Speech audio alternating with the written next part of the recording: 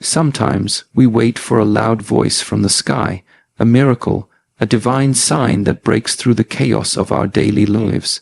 But the truth is, God doesn't always shout. Most of the time he whispers.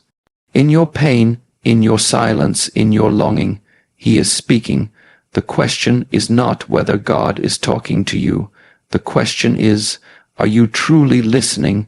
There are moments in your life when everything feels still. Yet something inside you begins to stir. That stirring is not your anxiety. It's not your fear. It's a divine whisper, calling you back home, calling you back to yourself, calling you back to truth. God speaks in ways that don't always make sense to the mind, but they resonate with the soul. He speaks through your pain, when you're broken and wondering why life feels so hard. That ache isn't a punishment. It's an awakening.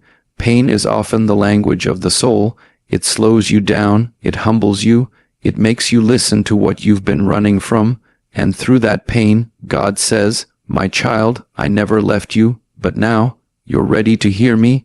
He speaks through silence. The world is loud. Everyone has something to say, but the voice of God, it comes when the noise dies down, when you're alone in stillness. That's when his voice becomes clear, but it doesn't sound like a voice. It sounds like peace. It feels like clarity. It arrives as a knowing, deep, quiet, certain. If you're waiting for God to speak through lightning and fire, you may miss him whispering in your heart. He speaks through people. Sometimes a stranger will say something you needed to hear. A friend calls at the exact moment your soul was crying. A book falls off a shelf with the words your heart needed. These are not coincidences.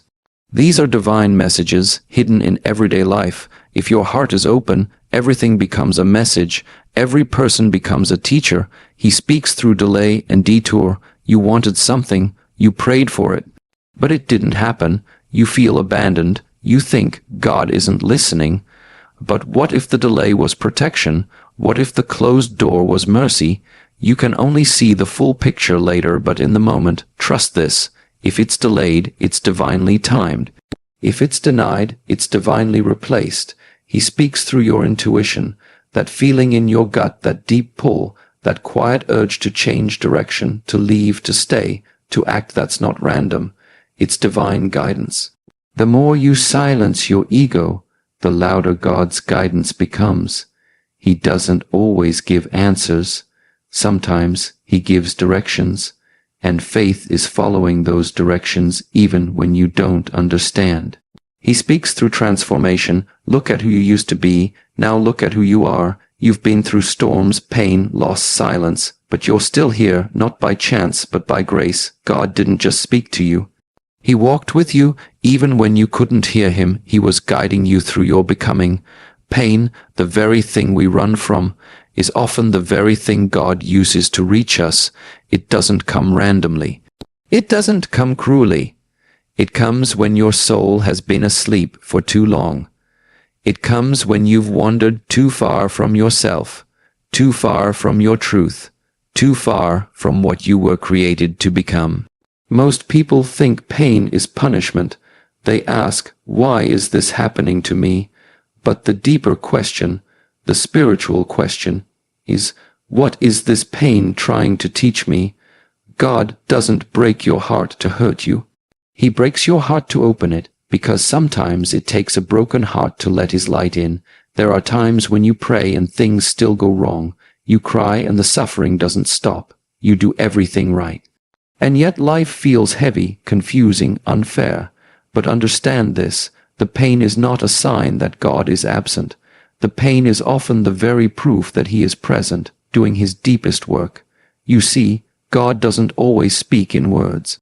Sometimes he speaks in disruptions. He uses discomfort to strip away what you no longer need, the relationship that ended, the opportunity that vanished, the betrayal that shook you, the illness that humbled you. All of it tools in the hands of the divine, because growth is uncomfortable and healing hurts before it helps. Pain silences the distractions of the outside world.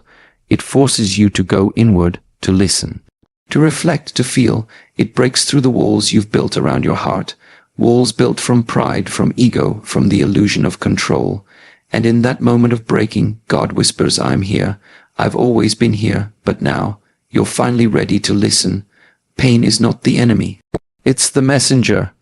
It's the sacred turning point, where your suffering becomes your awakening, where your wounds become the doorway to your deepest wisdom, and where your breaking becomes your blessing in disguise.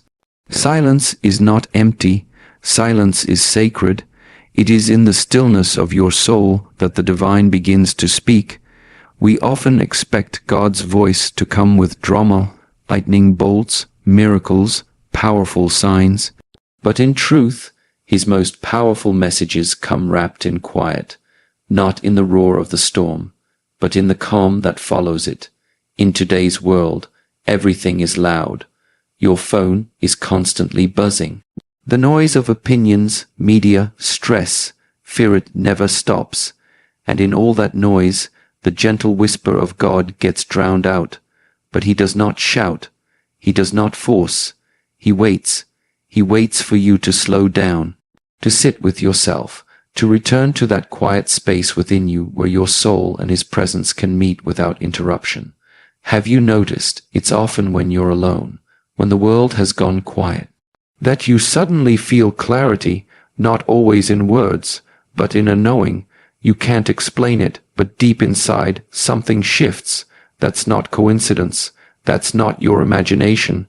That's God speaking in stillness. He doesn't need a microphone. He speaks in the language of peace. When you're about to make a decision, and suddenly there's a calm certainty that wasn't there before, that's him. When you've been anxious for days, and in one quiet moment, you feel a lightness in your chest, that's him. But the world teaches you to keep moving, keep achieving, keep chasing, and in doing so, you move so fast that your spirit can't keep up. That's why silence isn't just a break. Silence is a return to your source, a return to your truth, a return to the soft voice of God that has always been there beneath the chaos, waiting for you to listen. So the next time you feel overwhelmed, don't reach for more distractions. Reach for the silence. God speaks in many ways, but one of the most overlooked, yet powerful, ways is through people. We often wait for a mystical moment, a supernatural voice, a sign written in the clouds. But more often than not, God delivers his message in a way so human that we almost miss it, through a conversation, through a passing comment, through someone you never expected to speak to your soul. Think back. Has someone ever said something to you, something simple, something casual, and it hit you like lightning? Suddenly, everything made sense. You felt seen, understood, called forward. That wasn't just a random moment. That was a divine encounter. God often hides his voice in the mouths of others. He uses people as vessels who might not even know they are being used. A friend who comforts you exactly when you need it. A stranger who shares a story that mirrors your struggle. A mentor who speaks truth into your confusion. These are not coincidences. They are conversations coded with purpose. And sometimes the person carrying the message won't look like someone holy. Because that's where the whisper lives. That's where the answers are. That's where God is already waiting. They won't be perfect. They may not even know God themselves. But remember this, God doesn't call the qualified. He qualifies the called. He uses the ordinary to deliver the extraordinary. He uses flawed people to pass on flawless truth. But to receive the message, you have to be awake. You have to be humble enough to listen, not just with your ears, but with your spirit. Sometimes the message will come in encouragement. Other times it may come in correction. Sometimes it comes in love, sometimes in loss, but always it comes with a purpose. The person sitting next to you might be carrying your confirmation.